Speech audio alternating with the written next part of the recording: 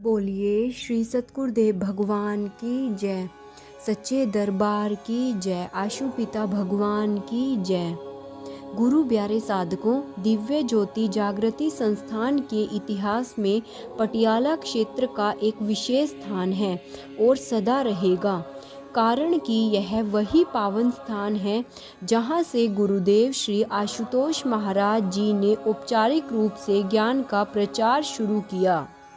महाराज जी कभी मंदिर में तो कभी किसी पेड़ की छांव में बैठ जाते। वहां बिना किसी वाद्य यंत्र के भजन गाना आरंभ कर देते। महाराज जी की मधुर रसमय आवाज़ सुनकर आसपास के लोग खींचे चले आते। तब महाराज जी उन सबको सत्संग सुनाते। ऐसा करते करते कुछ लोगों ने महाराज जी से ज्ञान दीक्षा प्राप्त किया। धीरे धीरे उन शिष्यों में सेवा भाव जागृत हुई। इच्छा हुई कि हम एक छोटा सा ही सही पर एक कमरा खरीद लें, जहां महाराज जी स्थायी रूप से रह सकें और जिज्ञासुजन उनके सत्संग दर्शन का लाभ ले सकें। इसी भाव से उन्होंने हर महीने अपने वेतन में से कुछ अंश निकालना और एक गुल्लक में डालने लगे। महाराज जी के सत्संग के बाद जो चढ़ावा आता वह भी उसे गुल्लक में इकट्ठा करते। कुछ महीनों बाद जब उन्हें लगा कि पर्याप्त धनराशि हो गई है तो उन्होंने अपनी इच्छा महाराज जी के सामने रखी।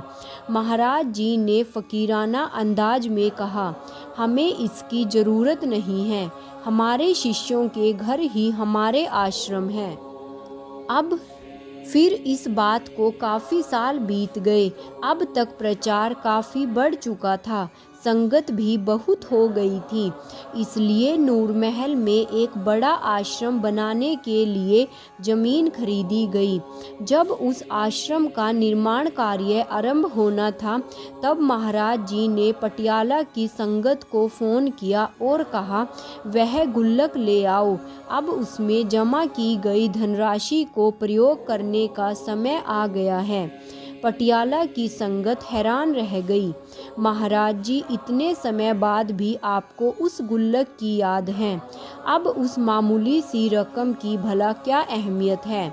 महाराज जी ने कहा, अहमियत रकम की नहीं भावों की होती है। आप सबने श्रद्धा से यह धन सेवा अर्पित की थी। अपने घर खर्च को काटकर एक एक पाई इकट्ठा किया था, इस भाव से कि एक आश्रम बनाया जा सके। तो आज नूर महल में जो हमारा आश्रम बनने जा रहा है उसमें सबसे पहली आहुति उसी धनराशि की डलेगी जो आप सबने सेवा रूप में दी थी। संगत की आंखें छलछला गई।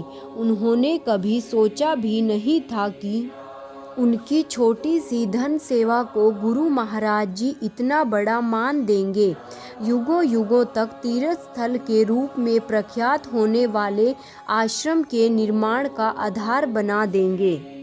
जय श्री राम।